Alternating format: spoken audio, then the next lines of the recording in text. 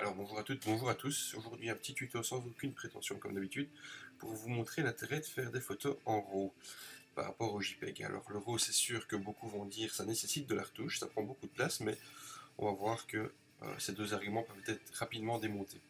Ça prend de la place, c'est sûr, mais maintenant au prix des disques durs, on a chez beaucoup des disques durs de 2 Tera pour moins de 100 euros, donc l'espace de stockage n'est plus vraiment un problème. Et l'avantage, c'est qu'on va pouvoir regarder une quantité assez astronomique d'informations. Premier exemple ici avec cette photo faite à l'arrache, hein, à Disneyland Paris. Vous voyez, 1 sur 3200 secondes, on est à 100 ISO, donc pas beaucoup de bruit, on a une focale qui est plutôt bien ouverte, et on voit que globalement c'est très sous-exposé. Alors, je vais vous expliquer ici deux méthodes pour rapidement recorriger les photos et récupérer une photo plus ou moins correcte. Et c'est uniquement possible grâce au RAW. Alors, première chose, toujours le même principe, on supprime l'aberration chromatique et on applique le profil de correction.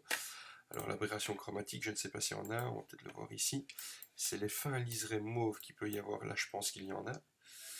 On peut les retirer de manière manuelle et regardez, vous allez voir que effectivement, quand je me balade là, il y a un fin liseré mauve. Si on clique, il disparaît. On peut le faire de manière automatique. Alors, ici l'image, vous voyez qu'on a récupéré un petit peu d'exposition. On va diminuer les hautes lumières et on va déboucher les ombres. Alors l'avantage de cette technique, c'est que ça va déjà pouvoir récupérer une image plus ou moins correcte. Le problème, c'est que ça a tendance à générer du bruit. Étape supplémentaire, on rajoute un petit peu d'exposition. 500, peut-être 1,85, voilà.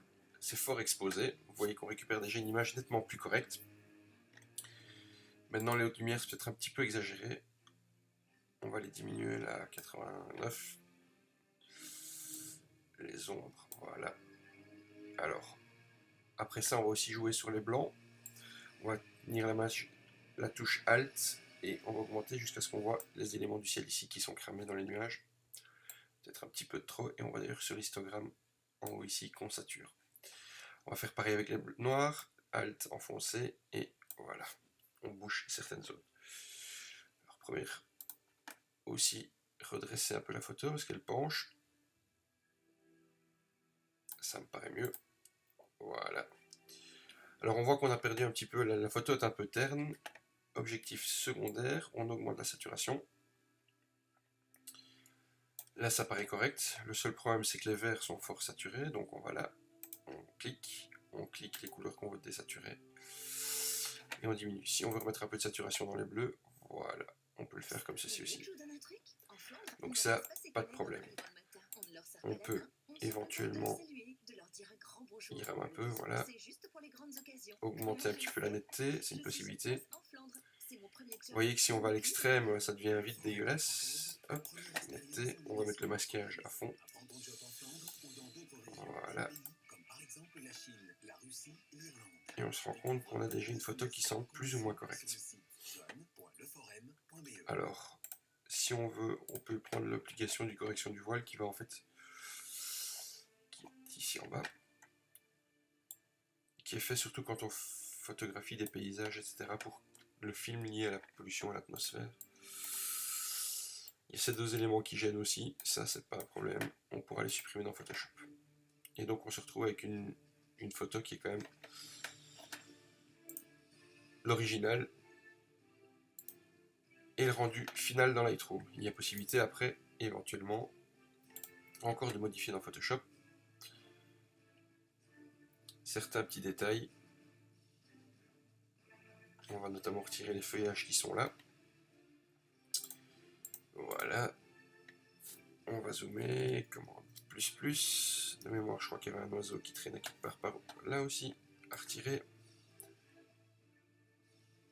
Là, il y en a un ici. On peut éventuellement le retirer, c'est pas un problème. Alors, ici, soit on y va au tampon de duplication, soit à l'outil rapiécer, ça c'est une possibilité. Hop, on fait ça comme ça, voilà, on change. L'autre possibilité, je vais annuler, hein, mais l'autre possibilité, c'est de sélectionner avec, ici là, le lasso. Alors, j'ai mis une partie, voilà. Shift F5, contenu pris en compte. Et voilà. Ici, là, on va essayer. Ici, il va y avoir 2 tonalités, donc ça va être un petit peu plus difficile. Shift F6, pardon, pas F6, Shift F5, Enter, et voilà. Corriger, merci, au revoir. Là, il y a un petit oiseau qui gêne, alors pour ça, pardon, on va désélectionner, on va plutôt prendre le tir à piécer. Ça va beaucoup mieux, voilà. On pourrait éventuellement aussi supprimer le Space Mountain qui attire un peu l'œil, qui est ici. Avec le petit tampon de duplication, on vérifie ça, hop, on vire.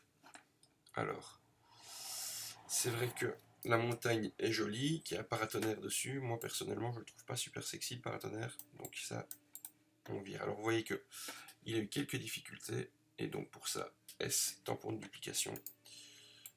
On le fait en tout petit.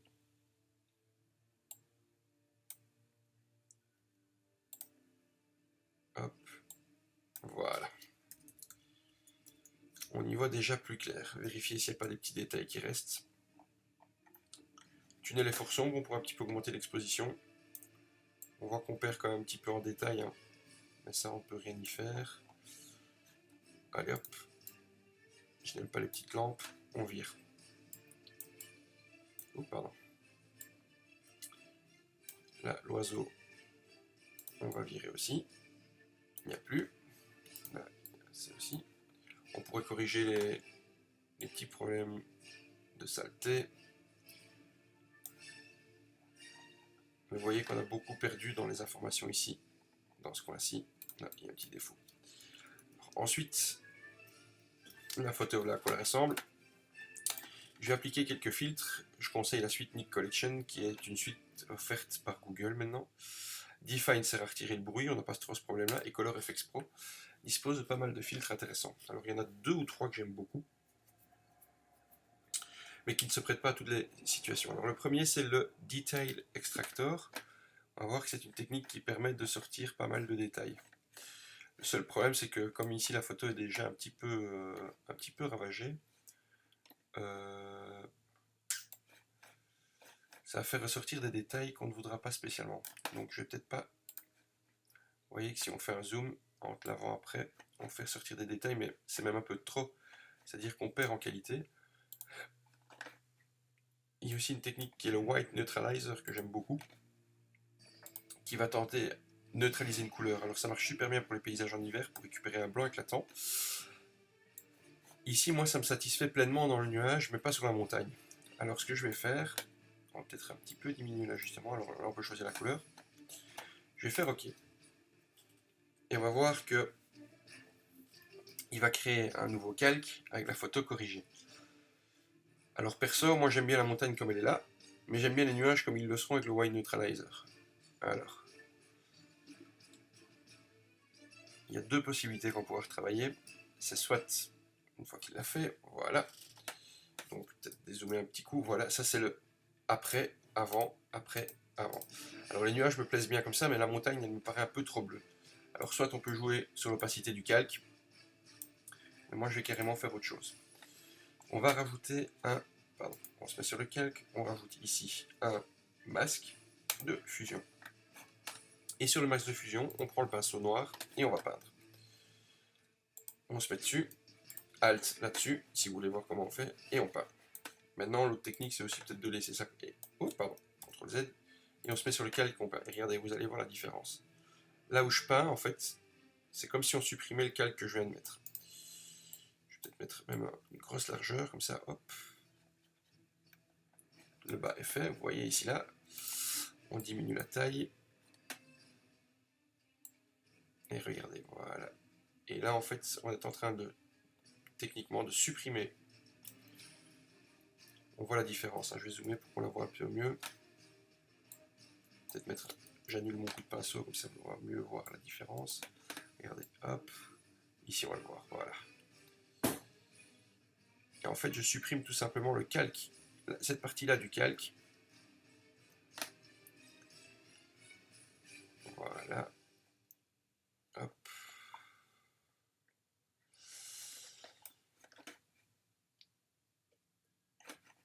On commence à bien le voir. Alors, on peut jouer sur le contour, le flux aussi du pinceau qu'on utilise, mais ici il n'y a pas beaucoup besoin. Peut-être diminuer un peu l'épaisseur pour aller là-dessus. Voilà.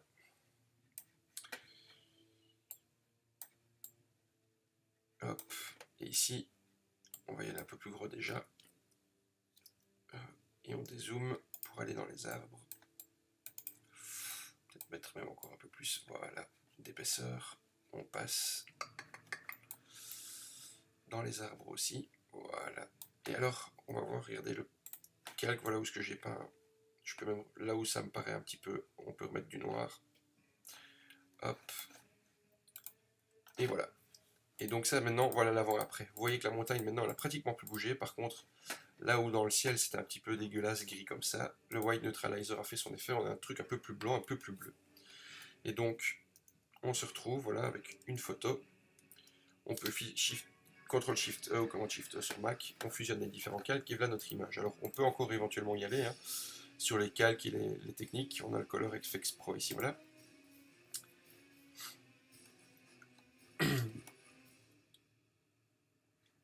Il y en a un autre aussi que j'aime beaucoup, mais ça dépend aussi des situations, c'est le Glamour Glow, qui vient rajouter un espèce d'éclat.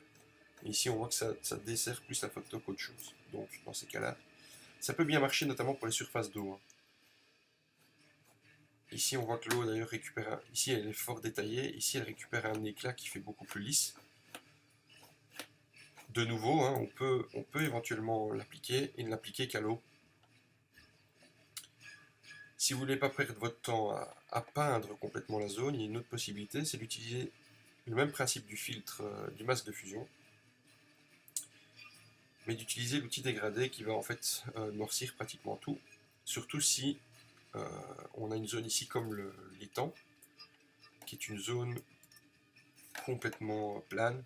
Voilà, on ajoute et on va prendre G, l'outil dégradé, et on va partir du haut, Shift pour faire quelque chose de tout droit, et on peut en aller encore plus loin. Vous voyez qu'ici progressivement on remplit le noir, et on arrive pratiquement à l'eau. Vous voyez la différence? Ça c'est sans, ça c'est avec, sans, avec. Et vous voyez que les nuages pratiquement ne changent pas. Les nuages, eux, ne changent pas. Par contre, le plan d'eau change, lui. Voilà. On fusionne tout et on sauve. Et donc maintenant, on a une photo qui va repasser, quand il aura fini d'enregistrer, va repasser automatiquement dans Lightroom. Et on pourra voir l'avant-après entre les deux photos. Ça, c'est la première technique de retouche. J'ai passé un petit peu de temps quand même. Voilà. Si je prends la photo qui est ici et que j'annule tous les réglages, voilà. Ça, c'est la photo avant et ça, c'est la photo après. Et on se rend compte que sur une photo qui semble être perdue, en quelques minutes, on est capable de récupérer quand même énormément d'informations. C'est vrai qu'on a perdu, on le voit ici, hein, on l'a perdu en détail, mais on a quand même quelque chose de correct. Alors, l'autre possibilité, elle est ici. On reprend la photo de départ, on supprime le profil de correction, l'aberration chromatique, on applique le profil de correction, et on va faire en fait un HDR. Le problème c'est qu'on va nécessiter un logiciel tierce qui Photomatix ou Aura HDR. On va créer des copies virtuelles. Créer une copie virtuelle. Créer une copie virtuelle. Alors l'objectif, ça va être de travailler à 3 expositions. On a celle-là à -1. On va mettre celle-ci. On va estimer que c'est la valeur centrale 1. Et celle-ci, la plus exposée 2. Voilà. Donc on a 3 expositions. On les sélectionne Shift 2, exporter vers Photomatix. Je pourrais utiliser Aurora, mais je ne connais pas très bien. Aligner les images sur un trépied. Des images fantômes, il n'y aura pas, puisque c'est 3 fois la même photo. Réduire les aberrations chromatiques, il va le faire. Renier les images, et on est parti. Et donc c'est un logiciel qui va permettre la fusion de 3 images. Alors on va voir qu'on va surtout avoir un petit avantage, c'est que on aura moins tendance à perdre de détails. Le problème c'est que, comme je viens de le dire, ça nécessite un logiciel tierce. Définir l'espace en EV, j'ai mis chaque fois une mesure d'exposition. Il charge les 3 fichiers. Vous voyez qu'il les exporte en TIFF, plus en RAW, puisque il ne travaille pas réellement sur le RAW, et il merge en HDR. Alors Photomatix c'est assez sympa, propose pas mal d'options, et notamment un nombre incalculable de presets. Vous voyez ce que ça donne directement. Il y a des presets tout définis. Bon, ça c'est pour ceux qui aiment bien faire du HDR tout fait, hein, smooth, qui donne quand même un rendu qui est quand même assez sympa. Alors soit vous pouvez partir de rien, soit vous pouvez partir de quelque chose qui existe déjà. La vue par défaut, la voilà. Alors, la force, strength, peut-être trop. La saturation des couleurs, ça. La compression des tons, le contraste des détails.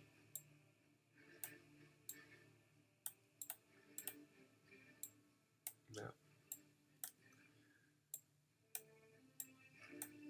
Les ajustements de lumière, on voit que il y a possibilité d'en mettre des autres, un natural, medium. On va à l'exagération et vous voyez que ça fait apparaître des halos. On va éviter, on va le mettre le plus naturel possible. Comme ça, c'est pour retrouver un peu de texture dans le ciel. Le point de blanc qui permet de corriger un peu l'exposition aussi. On va éviter de faire saturer certains endroits. Le point de noir, c'est un peu les ombres et le gamma micro-contraste. Voilà. La température, on peut peut-être refroidir un petit peu. À l'extrême, c'est vraiment froid.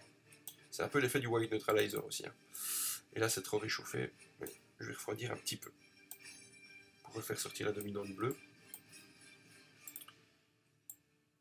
Ok.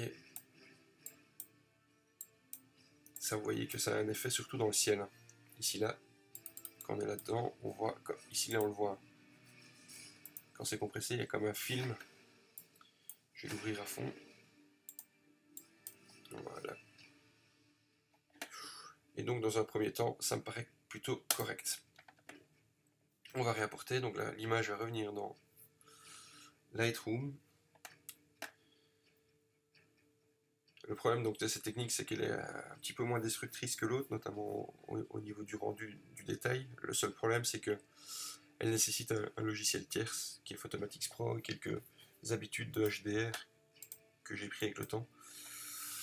Et donc, là voilà. Voilà ce que ça donne. Et on se rend compte que là, par contre, au niveau des détails, on a quand même gardé un petit peu plus que l'autre. Alors, l'exposition peut-être un petit peu too much.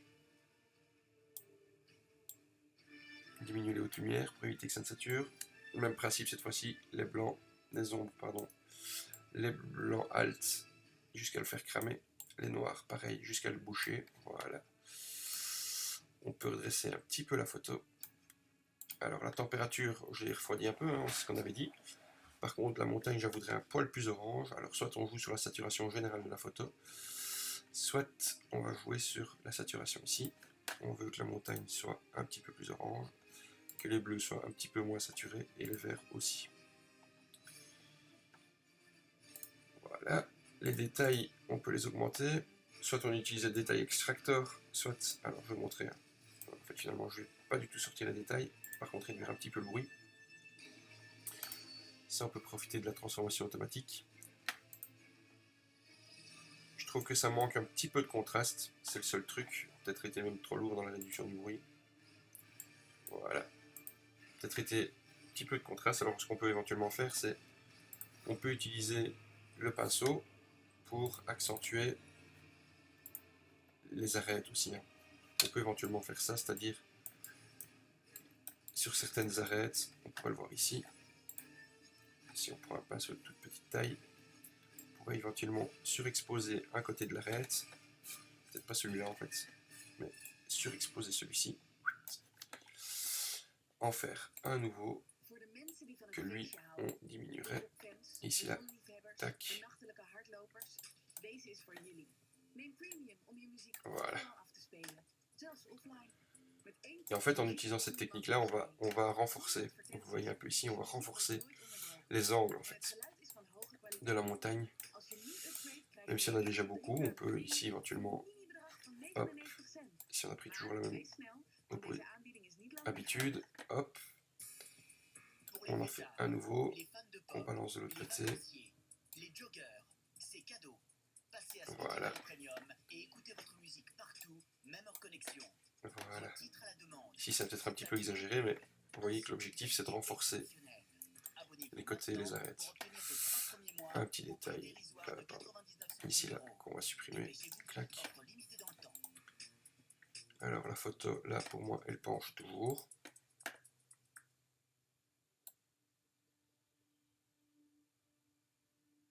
Ça me paraît mieux, un petit peu plus au format paysage, enfin du moins panorama. C'est horrible par contre comme elle penche, c'est mieux comme ça, je pense. Voilà, comme ça, je pense que ça devrait être plutôt bon.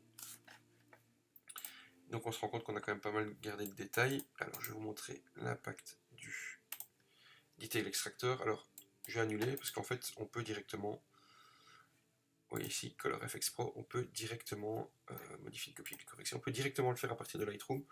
Moi honnêtement je préfère Photoshop parce que l'avantage c'est qu'on peut travailler par calque plus facilement pour ne pas appliquer tout à la photo. S'il veut bien, il prend son petit temps quand même. Voilà. On va voir ici l'intérêt de l'extracteur de détails ici. Voilà ce que ça donne. L'avant-après. Ça donne quand même nettement plus de texture au nuage. Maintenant, il y a peut-être un petit peu trop de détails, donc diminuer. On enregistre.